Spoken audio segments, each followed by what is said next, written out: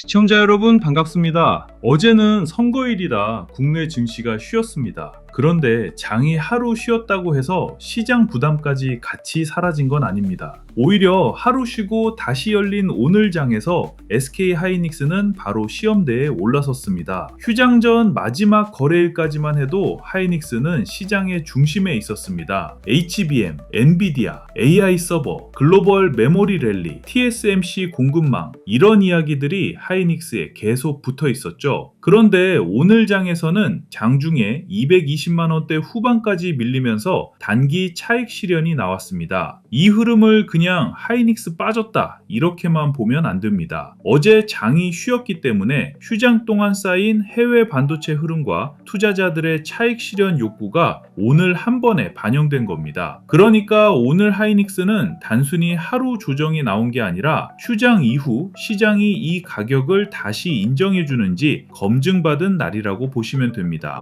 오늘 하이닉스를 보면서 많은 분들이 이런 생각하셨을 겁니다. 이제 끝난 거 아니야? 고점 찍고 내려오는 거 아니야? 어제 장이 쉬더니 오늘 바로 밀리네? 반대로 못 산 분들은 또 다르게 봤을 겁니다. 드디어 눌림 온 건가? 지금 사도 되나? 아니면 더 기다려야 하나? 이 질문이 나오는 게 정상입니다. 왜냐하면 지금 하이닉스는 좋은 뉴스와 단기 부담이 같이 붙어 있는 자리이기 때문입니다. 뉴스만 보면 여전히 좋습니다. HBM 수요는 살아있고 엔비디아 AI 서버 이야기는 계속 이어지고 글로벌 메모리 기업들에 대한 평가도 높아졌고 최태원 회장과 TSMC 수장 회동 뉴스까지 나오면서 하이닉스가 단순 메모리 회사가 아니라 AI 반도체 공급망 안에서 다시 봐야 하는 회사라는 점도 부각됐습니다. 그런데 주가는 뉴스만 보고 움직이지 않습니다. 이미 많이 오른 종목은 좋은 뉴스가 나와도 쉬어갈 수 있습니다. 왜냐하면 시장이 이미 그 좋은 이야기를 어느 정도 알고 있기 때문입니다. 그래서 오늘 하이닉스에서 중요한 건 뉴스가 좋으냐 나쁘냐가 아니었습니다. 좋은 뉴스가 살아있는 상태에서 누가 위에서 팔고 누가 아래에서 받아줬느냐였습니다.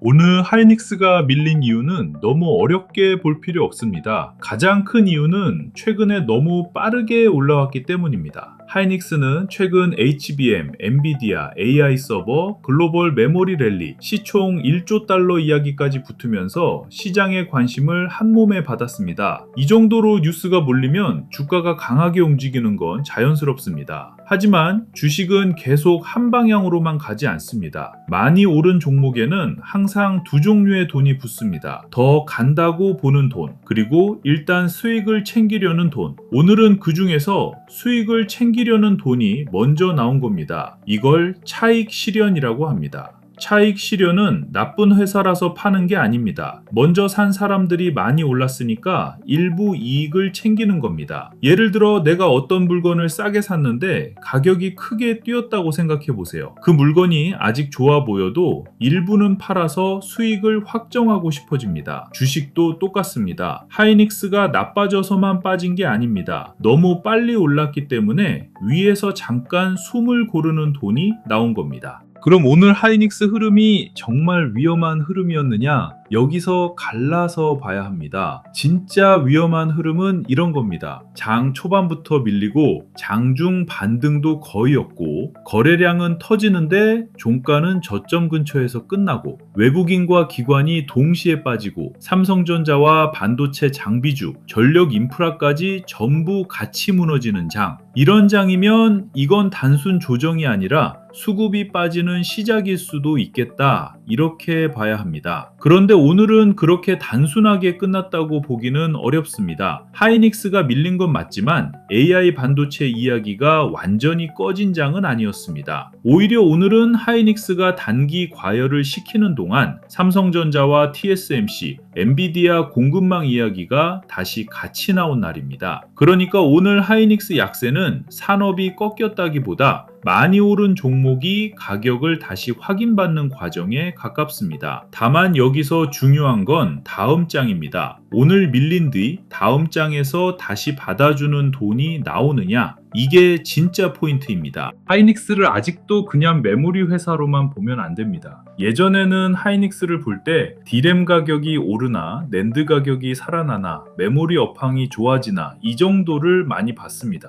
물론 지금도 중요합니다. 그런데 지금은 그 정도로는 부족합니다. 지금 시장은 하이닉스를 AI 서버 시대의 핵심 부품 회사로 보고 있습니다. 그 중심에 HBM이 있습니다. HBM이라는 말이 어렵게 들릴 수 있는데요. 쉽게 말하면 AI 반도체 옆에 붙는 초고속 기억 장치입니다. 엔비디아 GPU가 AI 시대의 엔진이라면 하이닉스의 HBM은 그 엔진에 데이터를 계속 밀어 넣어주는 공급 라인입니다. 엔진만 좋다고 차가 달리는 게 아니잖아요. 연료가 들어가야 하고 공기가 들어가야 하고 열도 잡혀야 합니다. AI 서버도 똑같습니다. GPU가 아무리 빠르게 계산해도 데이터를 제때 주고받지 못하면 성능이 막힙니다. 그 병목을 풀어주는 게 HBM입니다. 그래서 하이닉스가 단순 메모리 회사가 아니라 AI 인프라 핵심 기업으로 다시 평가받고 있는 겁니다. 오늘 주가가 밀렸다고 이 큰 구조가 바로 깨진 건 아닙니다. 하지만 큰 구조가 살아 있어도 주가가 너무 빨리 앞서가면 중간중간 검증은 받아야 합니다. 오늘이 바로 그 검증의 하루였습니다. 시장이 하이닉스에게 묻는 겁니다. HBM 좋은 건 알겠어. 엔비디아 공급망 중요한 것도 알겠어. 그런데 200만 원대 후반에서도 계속 사줄 돈이 남아있나? 이 질문이 오늘 장중에 나온 겁니다. 좋은 회사와 좋은 매수 자리는 다릅니다. 하이닉스가 좋은 회사라는 건 이제 시장이 다 압니다. HBM이 좋다는 것도 웬만한 투자자들은 다 압니다. 그러면 이제부터 중요한 건 뉴스가 아니라 반응입니다. 좋은 뉴스가 나왔을 때 주가가 버티느냐, 밀렸을 때 아래에서 다시 받아주느냐, 외국인과 기관이 계속 이 가격을 인정하느냐, 이걸 봐야 합니다.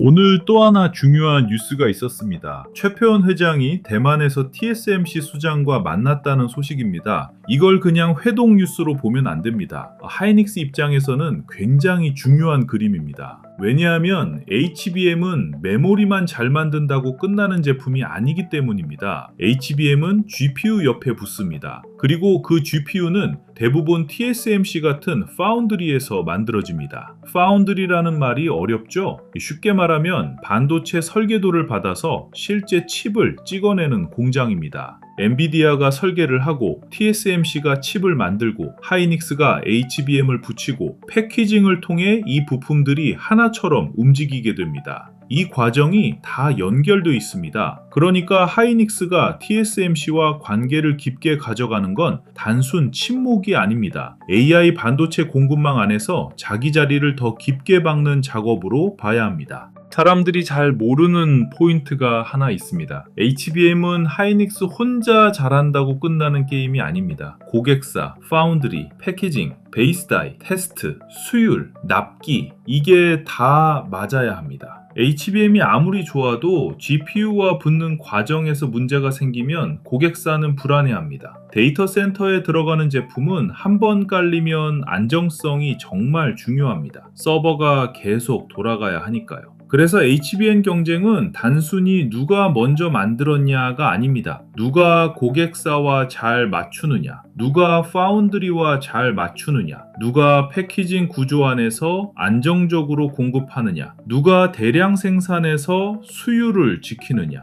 이 싸움입니다. 오늘 TSMC 관련 뉴스가 하이닉스 주가 약세 속에서도 중요하게 보이는 이유가 바로 이겁니다. 주가는 하루 밀렸지만 공급망의 큰 그림은 계속 움직이고 있습니다. 수율 이야기도 꼭 해야 합니다. 수율이라는 말은 제품을 만들었을 때 정상 제품이 얼마나 나오느냐입니다. 예를 들어 100개를 만들었는데 정상 제품이 60개만 나오면 나머지 40개는 돈을 못 버는 겁니다. 반대로 100개를 만들었는데 90개가 제대로 나오면 같은 장비, 같은 시간, 같은 인력으로 훨씬 더 많은 돈을 벌 수 있습니다. HBM은 제품 가격이 높고 만들기도 어렵습니다. 그래서 수율이 조금만 좋아져도 이익률 차이가 크게 납니다. 하이닉스가 시장에서 강하게 평가받은 이유도 HBM에서 먼저 정수를 받은 구간이 있었기 때문입니다. 그런데 여기서 끝이 아닙니다. 앞으로는 HBM4, HBM4E, 그 이후 차세대 제품까지 가야 합니다. 제품이 더 복잡해질수록 수율과 고객사 검증은 더 중요해집니다. 그래서 오늘 하이닉스가 빠졌다고 산업을 버릴 필요는 없지만 이제부터는 진짜 숫자를 봐야 합니다. HBM 매출이 계속 늘어나는지, 마진이 유지되는지, 고객사 공급이 안정적인지, 차세대 제품에서도 경쟁력을 유지하는지, 이게 다음 주가의 핵심입니다. 삼성전자와의 구도도 조심스럽게 봐야 합니다. 하이닉스가 현재 HBM 시장에서 먼저 정수를 받은 구간이 있는 건 맞습니다. 그건 인정해야 합니다. 하지만 삼성전자를 단순히 하이닉스를 비쫓는 회사처럼 보면 안 됩니다. HBM은 점유율 하나로 끝나는 싸움이 아닙니다. 특히 차세대 HBM으로 넘어가면 성능, 고객사 테스트, 수율, 양산 안정성, 베이스 다이, 파운드리, 패키징, 테스트까지 다 같이 봐야 합니다. 삼성전자는 메모리만 보는 회사가 아닙니다. 파운드리도 있고, 베이스 다이도 있고, 패키징도 있고, 테스트까지 묶을 수 있는 회사입니다. 그래서 삼성전자가 강하게 움직인다고 해서 하이닉스가 끝났다고 볼 필요도 없고, 하이닉스가 강하다고 해서 삼성전자를 낮게 볼 필요도 없습니다. 둘은 단순 1등, 2등 싸움이 아닙니다. 한국 AI 반도체 공급망 안에서 서로 다른 방식으로 평가받는 두 축입니다. 오늘 하이닉스가 밀린 상황에서 삼성전자 흐름까지 같이 봐야 하는 이유도 여기에 있습니다. 시장이 하이닉스만 사는지, 삼성전자까지 같이 사는지, 혹은 반도체 장비와 전력 인프라까지 번지는지, 이걸 봐야 합니다. 그럼 오늘 장 기준으로 보유자는 어떻게 봐야 하느냐? 무조건 팔장은 아니었습니다. 왜냐하면 하이닉스의 큰 구조가 오늘 하루에 깨진 건 아니기 때문입니다. HBM 수요가 사라진 것도 아니고 엔비디아 공급망에서 밀려난 것도 아니고 AI 데이터 센터 투자가 끝난 것도 아닙니다. 다만 단기 과열은 분명히 씻고 있습니다. 그러니까 보유자는 중심 물량과 대응 물량을 나눠야 합니다. 중심 물량은 HBM 큰 흐름이 살아있는 동안 가져가는 물량입니다. 대응 물량은 급등 이후 과열 구간에서 일부 줄였다가 건강한 눌림이 나오면 다시 보는 물량입니다. 오늘처럼 220만원대 후반까지 밀린 날에는 다음 장에서 이 구간을 지켜주는지 봐야 합니다. 만약 다음 장에서 오늘 장 중 저점을 다시 깨지 않고 220만원대 후반에서 버티면서 다시 230만원대 위로 올라온다면 시장은 아직 하이닉스를 놓지 않은 겁니다. 그때는 중심 물량을 쉽게 버릴 필요는 없습니다. 반대로 조심해야 할 흐름도 있습니다. 다음 장에서 오늘 저점 부근을 다시 깨고 거래량이 커지고 장중 반등이 약하고 외국인과 기관이 동시에 빠진다면 그때는 일부 줄이는 게 맞습니다. 특히 좋은 뉴스가 계속 나오는데도 주가가 고점을 못 넘고 윗꼬리만 반복되면 조심해야 합니다. 이건 시장이 좋은 뉴스를 이미 많이 반영했다는 뜻일 수 있습니다. 하이닉스처럼 강한 종목은 단순히 많이 올랐다고 파는 게 아닙니다. 상승의 질이 나빠질 때 줄이는 겁니다. 상승의 질이 나빠진다는 건 이런 겁니다. 뉴스는 좋은데 주가는 못 간다. 거래량은 터지는데 종가는 밀린다. 외국인과 기관이 빠지고 개인만 받는다. 하이닉스가 쉬는데 장비주와 전력 인프라까지 같이 무너진다. 이런 흐름이 나오면 비중을 줄여야 합니다. 신규 진입자는 더 조심해야 합니다. 오늘 빠졌다고 바로 싸졌다고 보면 안 됩니다. 하이닉스는 최근 너무 많이 올랐습니다. 휴장 전 마지막 거래일까지 강한 흐름을 이어왔고 최근 고점 부담도 있었습니다. 오늘 220만원대 후반으로 밀렸다고 무조건 싸다고 볼 수는 없습니다. 신규 진입자는 가격이 빠졌다는 사실보다 어떻게 빠졌는지를 봐야 합니다. 거래량이 줄면서 쉬는 건지 아니면 거래량이 커지면서 큰돈이 빠지는 건지 아래에서 기관이나 외국인이 받아주는지 개인만 계속 받아내는지 이걸 봐야 합니다. 신규가 볼 수 있는 자리는 크게 두 가지입니다. 첫 번째는 오늘 저점 부근을 지켜주는 자리입니다. 오늘 장중 저점을 다시 깨지 않고 거래량이 줄면서 버티고 230만원대 위로 회복하는 흐름이 나오면 분할 접근을 고민할 수 있습니다. 두 번째는 고점 돌파 이후 안착 자리입니다. 다시 고점을 향해 갈 때 그냥 따라붙는 게 아니라 돌파 후 버티는지를 봐야 합니다. 가격을 찍는 건 쉽습니다. 하지만 그 가격을 시장이 인정하는지는 그 위에서 누가 사주는지로 확인됩니다. 신규 진입자가 가장 피해야 할 건 놓칠까봐 사는 매수입니다. 오늘 빠질 때는 무서워서 못 사고 반등하면 놓칠까봐 사는 패턴, 이게 가장 위험합니다. 좋은 종목도 나쁜 자리에서 사면 계좌는 흔들립니다. 하이닉스가 아무리 좋은 회사라도 내가 들어간 자리가 너무 뜨거우면 작은 조정에도 견디기 어렵습니다. 그래서 신규는 오늘처럼 밀린 날 바로 뛰어드는 게 아니라 다음 장에서 저점을 지켜주는지 거래량이 줄어드는지 다시 올라올 때 수급이 붙는지 확인해야 합니다. 조금 덜 먹어도 확인하고 들어가는 게 낫습니다. 주식에서 제일 무서운 건 기회를 놓치는 게 아닙니다. 좋은 종목을 나쁜 자리에서 사서 긴 시간 고생하는 겁니다. 오늘 시장 전체도 같이 봐야 합니다. 하이닉스 혼자만 보는 장이 아닙니다. 최근 시장은 삼성전자와 하이닉스가 먼저 움직이고 그 다음 장비주, 전력인프라, 로봇, 데이터 센터 관련주로 돈이 번지는 구조가 나오고 있습니다. 그런데 오늘 하이닉스가 밀렸다면 이 돈이 어디로 갔는지를 봐야 합니다. 삼성전자로 갔는지, 반도체 장비주로 갔는지, 전력 인프라로 갔는지, 아니면 그냥 차익 실현 후 현금으로 빠졌는지, 이 차이가 중요합니다. 하이닉스가 쉬는 동안 장비주와 전력 인프라가 살아나면 그건 시장이 아직 AI 인프라 흐름을 계속 사고 있다는 뜻입니다. 반대로 하이닉스도 밀리고 삼성전자도 약하고 장비주와 전력 인프라도 같이 무너지면 그때는 AI 반도체 수급 자체가 식는 신호일 수 있습니다. 그러니까 오늘 하이닉스 조정은 하이닉스 하나만 보지 말고 시장 안에서 돈이 어디로 이동했는지 봐야 합니다. 장비주 흐름도 중요합니다. 하이닉스가 HBM에서 강하면 결국 장비와 소재, 패키징, 테스트 쪽으로 돈이 번질 수 있습니다. 왜냐하면 좋은 제품을 더 많이 만들려면 공장과 장비가 필요하기 때문입니다. HBM 수요가 늘어나면 D램 투자도 봐야 하고 후공정도 봐야 하고 패키징도 봐야 하고 검사와 테스트도 봐야 합니다. 그래서 하이닉스가 쉬는 날에는 한미 반도체, 원익 IPS, 이오 테크닉스, 후공정과 패키징 종목들이 어떻게 움직이는지도 봐야 합니다. 하이닉스가 쉬는데 장비주가 살아난다? 그럼 시장은 하이닉스가 끝났다가 아니라 하이닉스 이후 돈의 길목을 찾고 있다, 이렇게 볼 수 있습니다. 반대로 하이닉스도 쉬고 장비주도 같이 무너지면 그건 조심해야 합니다. 여기서 필요한 게 기준입니다. 지금처럼 하이닉스가 시장의 중심에 서고 삼성전자까지 같이 움직이고 반도체 장비와 전력 인프라로 돈이 번질 때는 종목 이름만 보고 따라가면 늦을 수 있습니다.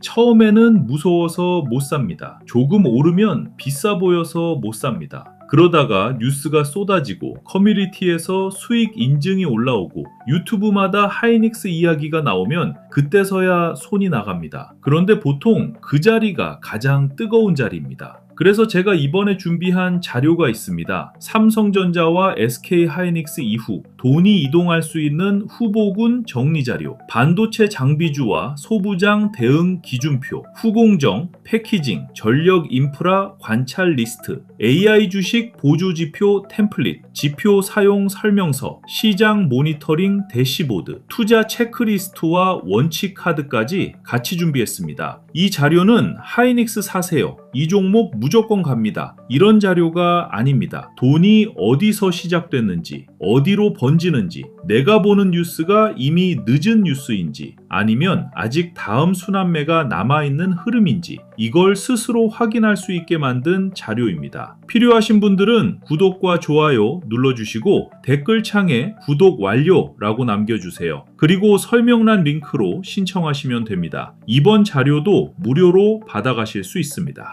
오늘 복귀의 핵심은 이겁니다. SK하이닉스는 약했습니다. 하지만 산업이 끝난 건 아닙니다. 오늘은 많이 오른 주도주가 휴장 이후 가격을 다시 확인받은 날입니다. 휴장 전 강했던 흐름 이후 오늘 220만원대 후반까지 밀렸다는 건 단기 차익 실현이 나왔다는 뜻입니다. 하지만 여기서 끝났다고 단정할 필요는 없습니다. 다음 장에서 오늘 저점 부근을 지키는지 230만원대를 다시 회복하는지 외국인 매도 강도가 줄어드는지 삼성전자와 장비주로 돈이 번지는지 이걸 봐야 합니다. 보유자는 큰 흐름이 살아있는 동안 중심 물량을 너무 쉽게 버릴 필요는 없습니다. 다만 오늘 저점 아래로 다시 밀리고 거래량이 커지고 외국인과 기관이 동시에 빠지면 일부 비중 조절이 맞습니다. 신규 진입자는 오늘 빠졌다고 바로 따라갈 게 아니라 저점 방어와 수급 회복을 확인해야 합니다. 관망자는 하이닉스 하나만 보지 말고 삼성전자, 장비주, 패키징, 전력 인프라까지 돈이 어디로 번지는지 봐야 합니다. 지금 같은 장에서 제일 위험한 건 기준 없이 보는 겁니다.